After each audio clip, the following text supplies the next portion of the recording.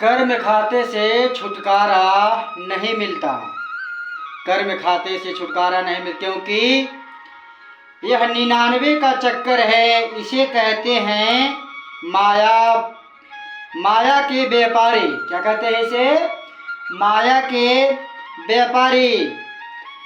दुकान जब इससे माया का शरीर धारण किया है तो जीव को कभी साकार कभी निकार, कभी साकार कभी निराकार अवस्था बनी है। क्योंकि निराकार और साकार दोनों में माया का चक्कर साथ खड़ा रहता है। वही चक्कर पीछे हटा करके संसार में जन्म लेने का कारण बन जाता है। ऐसे कहते हैं प्रबंध। अब 99 का चक्कर देखिए। 99 का चक्कर क्या है? अब 99 का चक्कर देखिए। एक 9 का हिस्सा साकार, दूसरा 9 का हिस्सा निराकार का हिसाब लगा करके देखें तो हम साकार रूप धारण करके आए हैं। हमारे में 3 गुण है। कौन कौन सी है? सत रज तम। 5 तत्व अग्नि जल। 5 तत्व है। कौन कौन सी? अग्नि, जल, तेज, वायु, आकाश। और एक मन मिला लो तो 9 वन हो गए। तो यह शरीर साकार बनकर खड़ा हो गया। यदि हम 9 तक अंक से इस तरह से लिखे, जैसे 1 2 3 4 5 6 7 8 9 तक, इन 9 तक के अंकों की शकल सूरत न्यारी है, लेकिन ये साकार है। अब हमें लिखना है 10। जब 10 का अंक लिखेंगे तो वही पहले वाला अंक उठाकर 9 के अंक के आगे लगाएंगे और उसके आगे एक निराकार बिंदु शून्य लगाएंगे, तब बनेगा 10। यदि हम इस 1 के अंग वाला शून्य हटा देने तो बाकी एक ही रहेगा। क्यों? जो हमारी 9 कहा गया है, जो हमारी 9 कहा गया है, वह शून्य 9 को ले गया। वह शून्य 9 को लेके गया। तब साबित हुआ कि वे 9 के अंक साकार से निराकार होकर एक बिंदु शून्य है। शून्य का रूप बनकर फिर जीव के आगे रुकावट बनकर खड़े हो जाते हैं और इसे पीछे धकेलती है, आगे जाने नहीं देती है। इस शून्य बिंदु में 9 निराकार के सूरत में मौजूद हैं, तभी जीव को छोड़ते नहीं। इस जीव को छोड़ते नहीं। इस शून्य को एक शून्य ब्रह्मांड करके मान रखा है कि जो जीव के अंदर मोह रूपी खाता चालू है, जो जीव के अंदर मोह रूपी खाता चालू है, यह सब हिसाब सहित शून्य में आकर खड़ा हो जाता है। बोले श्री प्राणनाथ प्यारे की जय। उसे मोह साकार ब्रह्मांड में धकेल कर ले आता है, जिस पर स्वामी श्री प्राणनाथ जी हमारे कहते हैं यक्षरातीत मोह उपजायित ते जो शून्य निराकार पल बीच ब्रह्मांड किया कारज कारण सारे। अर्थात इस शून्य ब्रह्मांड को जीव आत्म का विश्राम घर बताया है। जब जीव शरीर धारण करके थक जाता है तो शून्य में चला जाता है। मोह के मुताबिक उसका यह जन्म होता है, किंतु यह ब्रह्मांड है। पल बीच में आंख की पलक लग गई, नजरबंदी की खेल कारण सब खत्म हो गया। पर इसे हम नहीं जान पाए। पल आंख की नेत्र बंद होते हुए ये खेल अदृश्य हो गया, पर हम नहीं जान पाए। तभी कोई महात्मा लोग शून्य समाधि लगाते हैं। वह इस घर को अच्छा समझते हैं, लेकिन आत्मा कुछ काल तक विश्राम तो जरूर कर लेता है, परंतु फिर चक्कर तो छूट नहीं लिखा है। मोह ज्ञान भरमान कर्म काल और शून्य, ये सारे नाम नीद के निराकार निर्गुण निरंजन। कहते हैं कर्म नाम भी नींद का है, कर्म नाम भी नींद का है। नींद नाम जन्म मरने के चक्कर का है। ये सब 9 विकार जीव को लगे हैं। अंत जीव मोह की नींद में है। यह नहीं मालूम है कि किससे मोह कर रहा हूँ, जिससे करना चाहिए वह कौन है। ये दोनों बातें मालूम न होने के कारण जीव नींद में है, तो कर्म प्रधान मान रखा है। उनके पास कर्म का जाल काटने वाला या कर्म बंधन से छूटने वाला नाम रूपी साधन देने वाला कोई सतगुरु नहीं मिला। सतगुरु श्री प्राणनाथ जी श्री बुद्ध निष्कलंक अवतार के बिना किसी ने कर्म जाल से वास्तव में नहीं छुड़वाया। लिखा है करने कर्म कुछ ना रयो, धनी बड़े कृपाल, सुबुद्धि जन मारिया त्रिलोकी का काल। जिसने सत्य सतगुरु श्री प्राणनाथ जी श्री बुद्ध निष्कलंक की शरण आकर श्री निज नाम तारतम मंत्र पाया, उसका तमाम कर्मों का जाल कट गया। ऐसी धनी पूर्ण ब्रह्म परमात्मा की कृपा हो गई है कि मैं इस 3 लोक से छुटकारा पा गया, जन्म मरण से निकल गया, पीछा छूट गया। कुछ संत जनों ने अपने मत से कर्म प्रधान कहा है, जैसे संत तुलसीदास फरमाते हैं। क्या फरमाते हैं?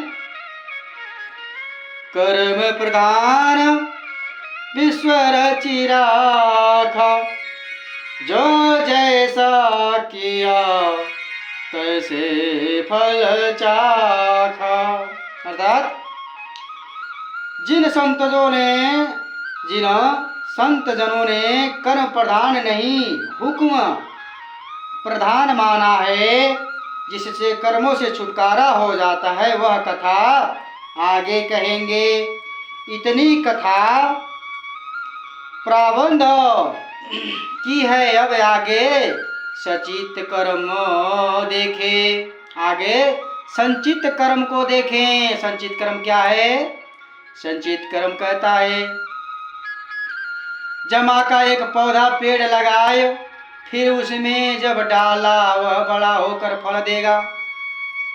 इसी तरह संचित कर्म पाप पुष्प के खजाने बैंक में जमा करने के बराबर है।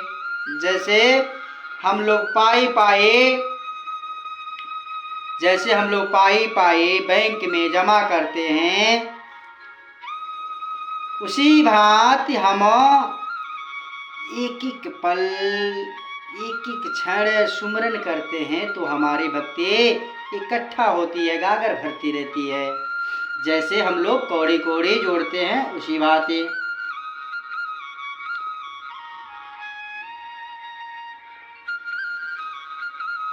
इसी प्रमाण में समझते हैं कि आपका बहुत घनिष्ठ मित्र हूं मैं।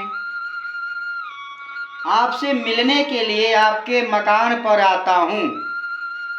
मेरा प्यार है, मैं बिना पूछे अंदर चला आता हूं। तो मैं आया और अंदर घुस गया। मैं अगर मान लीजिए व्यवहार है,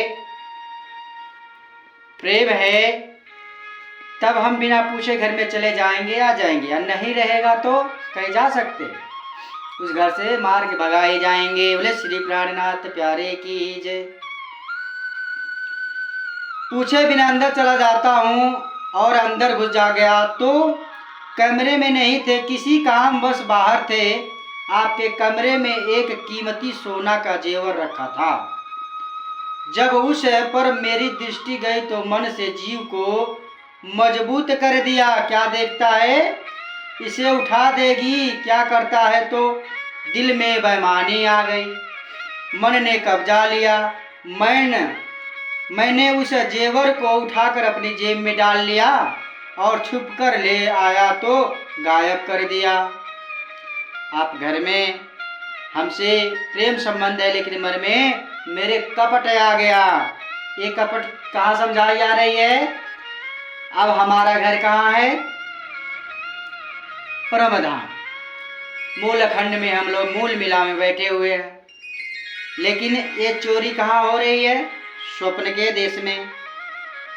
हम लोग को जाने से डर लग रहा है, छोड़ने से डर लग रहा है। न भजन कर पा रहे हैं, न चितवनी कर पा रहे हैं, न रहने में आ पा रहे हैं। यही कहने का उद्देश्य ये हमारी वाणी कह रही है, तुलसीदास जी कह रहे हैं, आपस में समझा रहे हैं। पीछे आप तलाश करते रहे, मेरे तो भी नौबत आई, मगर मैंने तो बिल्कुल इनकार कर दिया। आप मेरे प्रेमी हो, इसलिए वह चुप हो गए। कुछ ज्यादा छानबीन नहीं की, परंतु उसे बड़ा दरबार में तो लिखा गया।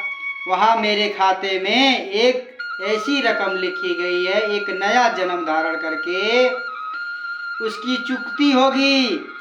हे मैं सचित कर्म, जो कर्म हमारे साथ साथ इसी जन्म में समाप्त हो जाते हैं वे ठीक रहते हैं, क्योंकि वे जाहिर हो गए।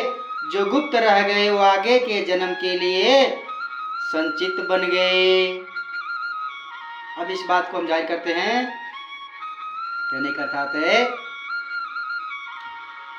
हमने 3 वचन करके हार के आए कि हम आप हे धनी है मेरे स्वामी जी, हे मेरे प्रीतम, हम आपको नहीं भूलेंगे। वह कौन सी खेल है हमें भी दिखाइए, हम वो खेल देखना चाहते हैं। हम लोगों ने, राज जी ने बहुत हम लोग को मना किए, मत जाओ देखने, मत जाओ देखने। हम लोगों ने कहा आखिर में वो खेल कौन सी है? कहीं परमधाम से भी प्यारा होगा ये खेल, दुख का खेल। लो देख लो कितना प्यारा ये है, कितना प्यारा खेल है। ताकि इतना जकड़ लिया है कि यहाँ से जाने में भी डर लग रहा है। कह रहे हैं कर्म जो दिन रात कर्म करते हैं उसे कहते हैं क्रियामाण। हमने प्रातः से लेकर संध्या तक जो काम करके पैसा लाए उसमें से कुछ खर्च कर दी और कुछ पीछे के लिए जमा कर दिए से क्रियामाण कर्म से संचित और प्राबंध 2 खाते चलते हैं। क्रम के प्रधान में हम जो दिन रात कर्म कर रहे हैं ये हमें नहीं मालूम है कि कौन कर्म शुभ है और कौन सा कर्म अशुभ है। हम कर्म करने से स्वतंत्र हैं, यही श्री कृष्ण भगवान ने अर्जुन से गीता में कहा है। हे अर्जुन, तू कर्म कर मगर फल की इच्छा मत कर। उनका फल देना न देना यह मैं जानता हूँ, यह मेरा काम है। अब हम खेत में बीज डालेंगे ही नहीं तो अनाज कहाँ से होगा। जब हम भक्ति भजन किएंगे नहीं तो हमारे खाते में जमा कहाँ से होगा। कई लोग कहते हैं भेजे हैं वही कोई भगवान नहीं रहता। लोग बहुत अजीब तरह से आज नई पीढ़ी कहते हैं लोग। इसे पता लगता है अगर हम स्कूल में पढ़ाई लिखाई ना करें तो घर में बैठे बैठे हो जाएगा, नहीं होगा। हमने बचपन से माँ बाप स्कूल भेजते हैं ताकि बच्चे पढ़ाई लिखाई समझदार हों, तो पढ़ते हैं समझदार होते हैं। तो जब तक हम सत्संग नहीं करेंगे तो तब तक इसमें घुसेगा नहीं। बात कैसे घुसेगा? वही बात आ जाती है, बिना संगत का विवेक ज्ञान होने वाला नहीं है। बोले श्री प्राणनाथ प्यारे की जय। कहते हैं कर्म तू करता जा, फल का चिंता छोड़ दे। यह हम जंगल में जा रहे थे, एक शेर आ गया। हम जंगल में जा रहे थे कि एक शेर गाय को खाने के लिए झपटा और हमने उसे छुड़ा लिया। तो हम क्या हुआ? हमने उसे छुड़ा लिया तो क्या हुआ? हमने धर्म किया या पाप किया? अब कोई प्रश्न उठता है। जंगल की तरफ जा रहे थे, एक शेर ने गाय को ऊपर झपटा तो हमने गाय को बचा लिया। तो क्या हमने कर्म किया कि पाप किया? सोचो, हमने जब गाय को बचाया तो हमें बड़े प्रसन्नता हो रहे थे कि हमने बड़ा धर्म किया। जब मरकर धर्मराज के दरबार में पहुंचे तो वह हमारे लिए पाप बन गया। सोचिए, जब हम मरकर धर्मराज के पास पहुंचे तो वह हमारे लिए पाप बन गया। अब इसका उत्तर कौन देवे? इसलिए कर्म एक जाल है, जंजाल है, इसमें फंसा हुआ जीव आगे मुक्त धाम को नहीं जा सकता। क्योंकि उसने हुक्म प्रधान नहीं माना। उसने वह मान लिया कि जो कुछ करता हूँ वो जो कुछ किया हूँ तो मैंने किया, असली भेद को नहीं समझा। यह संसार एक खेल का नाटक है। स्वप्न का खेल देखने में सच्चा है, परंतु इस प्रपंच रूप जाल में निकलना बहुत कठिन है। हद से ज्यादा निकलना कठिन है। अरे कैसे के जाएब ससुरारी हो, बड़ा कठिन डगरिया। कौन ससुरारी? अपने पिया जी के पास। वो डगर बहुत कठिन है, कैसे जाएंगे वहाँ पे? भवसागर पार कैसे करेंगे? आज जब हमारे में ही ये हाल है तो बाकी लोग को सोचिए क्या हाल होगा। हेलो श्री प्राणनाथ प्यारे की जय।